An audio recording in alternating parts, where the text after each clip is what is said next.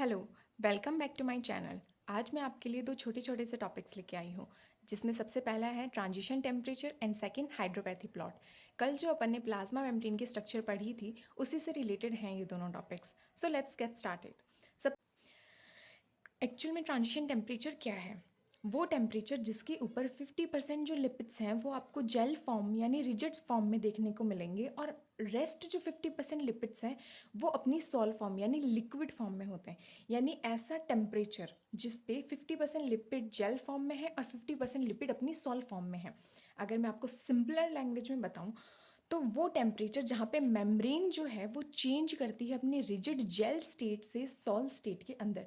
For example मैं आपके लिए कोई स्ट्रक्चर लेके आई हूँ, उसका मैंने ट्रांजिशन टेम्परेचर आपको 30 डिग्री सेल्सियस दिखा रखा है, राइट। अब इस ट्रांजिशन टेम्परेचर से अगर मैं टेम्परेचर इंक्रीज करूँगी तो ये जो स्ट्रक्चर है वो अपनी सॉल्व फॉर्म में कन्वर्ट होगी, यानी लिक्विड फॉर्म के अंदर जाएगी। और वहीं अगर मैं इसका टेम्परेचर अब कम कर दूं तो ये अपनी जेल स्टेट में जाएगी, जेल फॉर्म में जाएगी, यानी रिजिड फॉर्म में जाएगी, राइट। तो अगर टीएम इंक्रीज करते हैं अपन, तो कौन सी फॉर्म इंक्रीज होती है? सॉल्व फॉर्म इंक्रीज होती है, यानी फ्लूइड फॉर्म जो है वो इंक्रीज होती है। वहीं अगर मैं टीएम कम करूं तो कौन सी फॉर्म इंक्रीज होती है? जेल फॉर्म इंक्रीज होती है, राइट। जैसे अपन को पता है कि ह्यूमंस हैं वो भी 37 डिग्री सेल्सियस अपना टेम्परेचर मेंटेन करके रखते हैं, राइट। ना उनकी बॉडी ज़्यादा फ्लूइड स्ट्रक्चर कभी अटेन करती है और ना ही कभी जेल फॉर्म जो है उसको अटेन करती है। यानी उनका जो ट्रांजिशन टेम्परेचर है वो उन्होंने मेंटेन कर रखा है। सेम यही टेम्परेचर यहाँ पे मैं आपको उसकी बात कर रही हूँ। अब अपन देखते हैं कि ये जो ट्रांजिशन टेम्परेचर है वो किन किन चीज़ों को अफेक्ट करता है, जिसमें सबसे पहला पॉइंट है चेन लेंथ, ठीक है। और सेकंड है number of unsaturation. Chain length किस तरह से टीएम को अफेक्ट करेगी? चेन टीएम जो यानी ट्रांजिशन टेम्परेचर, या फिर आप इसको सिंपली हीट भी समझ सकते हैं कि ट्रांजिशन टेम्परेचर डायरेक्टली प्रोपोर्शनल होता है चेन लेंथ के, ठीक है।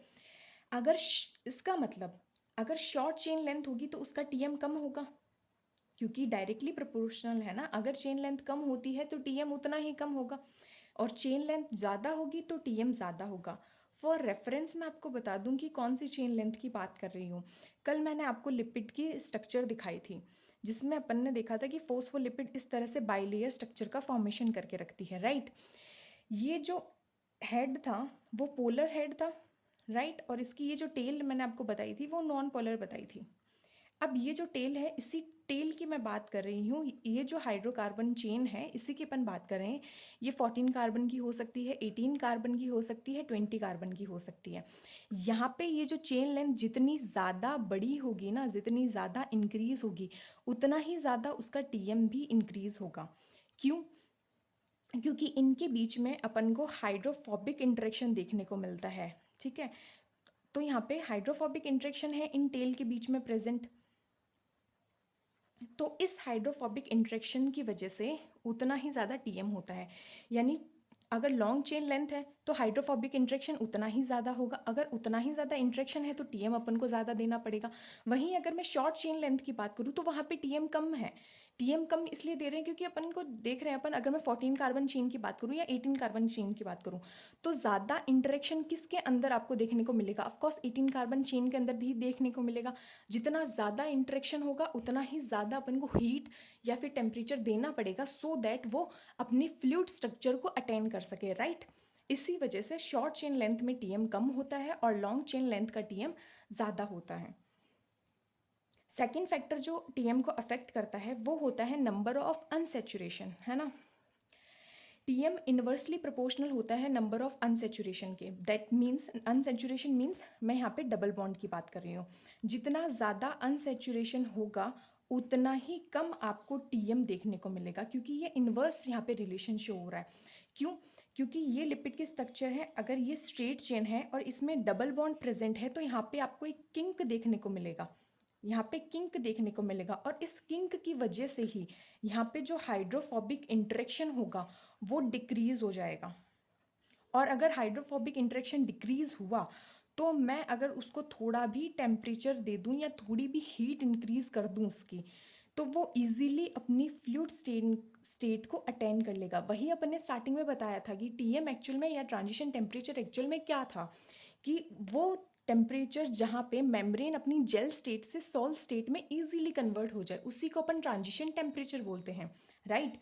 तो यहाँ पे डबल बॉन्ड होगा तो हाइड्रोफोबिक इंटरेक्शन उतना ही कम होता है, कम होगा तो टीएम भी वहाँ पे अपन टीएम भी उसका कम होगा, क्योंकि मैं थोड़ा ही टीएम दूंगी ना तो उसमें वो फ्लूइड स्ट्रक्चर को अटेन कर लेगा। तो सिंपली अगर मैं लास्ट में आपको कंक्लूजन दूं तो मैं ये बोल सकती हूँ कि शॉर्ट चेन लेंथ है तो वहाँ पे टीएम क्या होता है, कम होता है, क्योंकि यहाँ पे भी क्या है, हाइड्रोफोबिक जो इंटरेक्शन है वो कम है, ठीक है।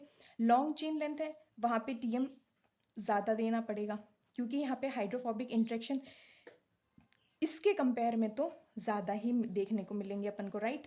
अनसेचुरेशन की बात करूँ तो यहाँ पे भी टीएम आपको कम देखने को मिलेगा, क्योंकि थोड़ा सा टीएम देने पे वो फ्लूइड स्ट्रक्चर को अटेन कर लेता है। तो यहाँ पे भी हाइड्रोफोबिक इंटरेक्शन जो है वो कम होंगे, और जितना ज़्यादा सेचुरेशन बढ़ाऊंगी उतना ज़्यादा टीएम मेरे को और ज़्यादा देना पड़ेगा, या हीट उतनी ही ज़्यादा देनी पड़ेगी, सो दैट वो अपनी फ्लूइड स्ट्रक्चर को अटेन कर सके, है ना।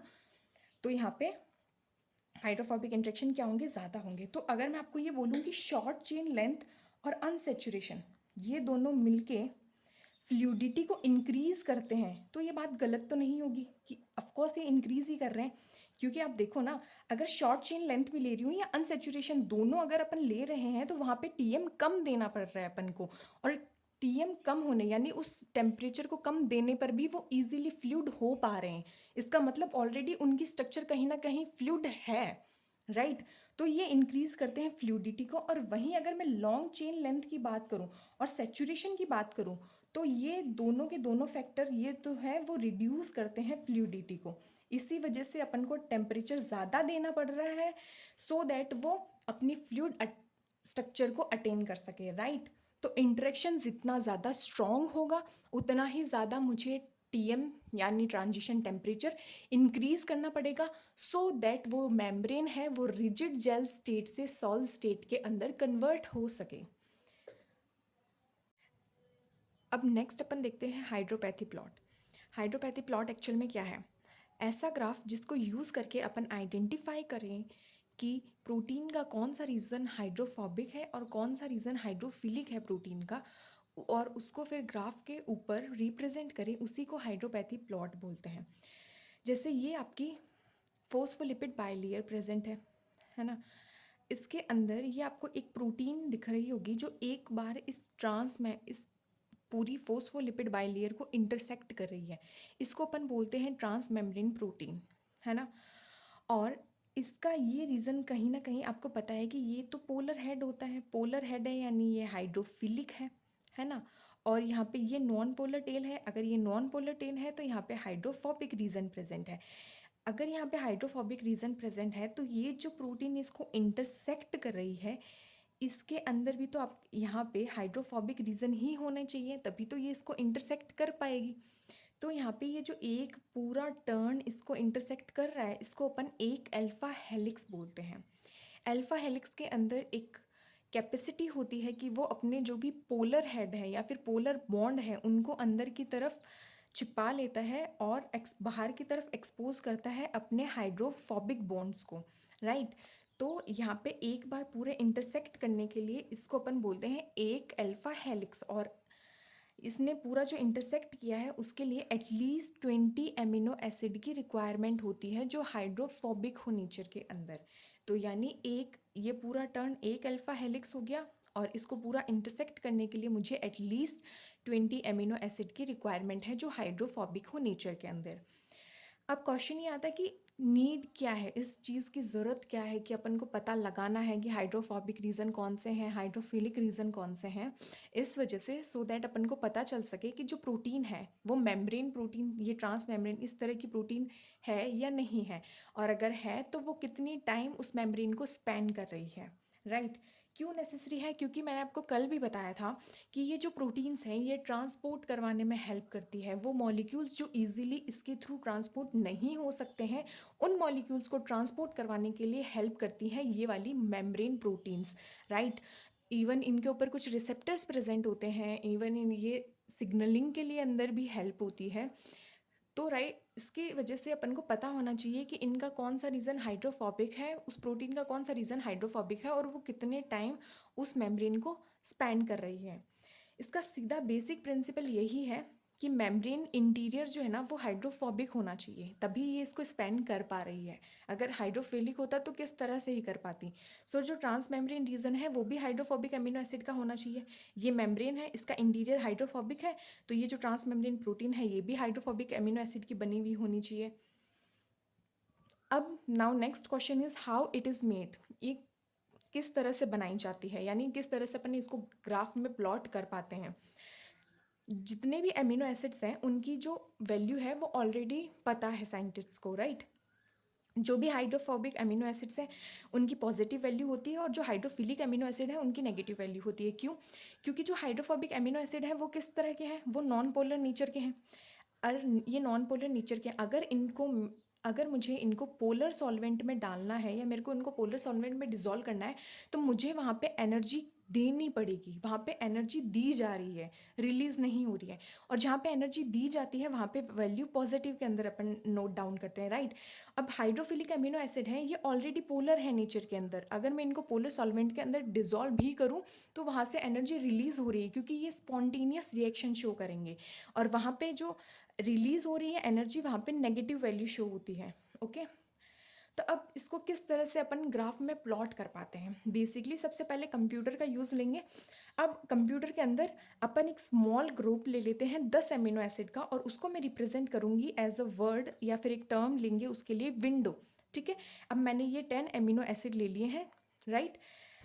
अब ये जो 10 एमिनो एसिड हैं ये हाइड्रोफोबिक है नेचर के अंदर, क्योंकि इनकी वैल्यू ऑलरेडी अपन को पता है, as I told you earlier. तो अब मैं इनका एवरेज निकालूंगी। सबसे पहले इनकी जितनी भी वैल्यू होगी इन सब की वैल्यू को मैं ऐड करूंगी, और फिर उसको ऐड करने के बाद में उसका एवरेज निकाल लूंगी। एवरेज निकालने के बाद में मैं उसकी वैल्यू नोट डाउन कर लूंगी। मैंने एवरेज निकाल लिया, उसको मैंने नोट डाउन कर लिया। अब move one amino acid ahead, again calculate value. अब मैं इस एक अमीनो एसिड को यहाँ पे छोड़ दूंगी, और अब ये 9 हो गए। 9 के साथ में फर्दर जो अमीनो एसिड होगा उसकी वैल्यू को वापस अगेन ऐड करूंगी, और फिर उनका एवरेज निकालूंगी, और फिर उनकी वैल्यू को नोट डाउन कर लूंगी। इस तरह से अपन को इस प्रोसेस को रिपीट करना है पूरी प्रोटीन के थ्रू, राइट। और कंप्यूटर ये प्रोसेस बहुत ही अच्छे से ईजिली कर लेता है। उसके बाद में अपन ग्राफ को ड्रॉ करते हैं, जहाँ पे एक्सिस पर मैं अमीनो एसिड की पोजीशन लेती हूँ, और वाई एक्सिस पर हाइड्रोफोबिसिटी वैल्यू ली जाती है। ठीक है, मैं आपको डायग्राम दिखाती हूँ ग्राफ का। आपका कुछ इस तरह से ग्राफ आपको देखने को मिलता है, जहाँ पे ये एक्स एक्सिस है, यहाँ पे मैंने आपके एमिनो एसिड की पोजीशन रखी है, और यहाँ पे जो वाई एक्सिस है यहाँ पे हाइड्रोफोबिसिटी को रखा है और हाइड्रोफिलिसिटी को रखा है। हाइड्रोफिलिसिटी है वहाँ पे नेगेटिव वैल्यू शो हो रही है, और जो हाइड्रोफोबिसिटी शो करेंगे वहाँ पे जो गिब्स फ्री एनर्जी है वो पॉजिटिव में आपको देखने को मिलेगी। और एज आई टोल्ड यू कि एक बार पूरा स्पैन करने के लिए एटलीस्ट मुझे 20 एमिनो एसिड्स की रिक्वायरमेंट है। तो जैसे फॉर एग्जांपल यहाँ पे स्टार्टिंग के जो 20 एमिनो एसिड थे वो हाइड्रोफिलिक थे नेचर के अंदर, तो मुझे ग्राफ कुछ इस तरह से देखने को मिलेगा। और 20 से लेकर 40 एमिनो एसिड जो थे वो मेरे पास हाइड्रोफोबिक थे नेचर के अंदर।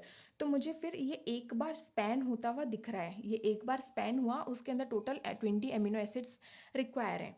और यहाँ पे ये जो पीक देखने को मिल रही है, यहाँ पे सबसे ज़्यादा मैक्सिमम हाइड्रोफोबिक एमिनो एसिड जो है वो प्रेजेंट होते हैं। ठीक है, यानी यहाँ पे इनकी हाइड्रोफोबिसिटी इंक्रीज हो रही है।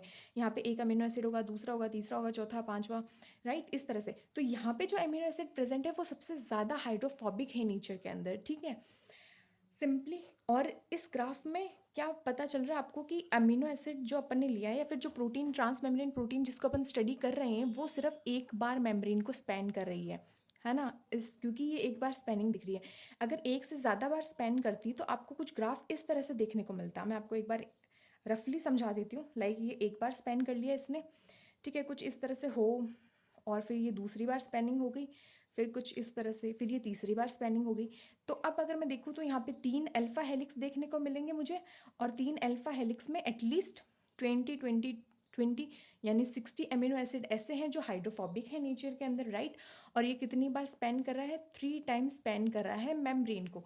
यानी जो आपकी फोस्फोलिपिड बाइलेयर प्रोटीन इस तरह से कुछ प्रेजेंट होती है, तो वहाँ पे मैं बोल सकती हूँ कि इसने एक बार इसको यहाँ पे स्पैन करा, फिर कुछ इस तरह से जाएगा, फिर ये सेकेंड टाइम स्पैनिंग होगी, फिर ये कुछ इस तरह से जाएगा, और ये थर्ड टाइम स्पैनिंग होगी इस तरह से। और यहाँ पे आपकी ये फोस्फोलिपिड बाइलेयर जो है वो प्रेजेंट है।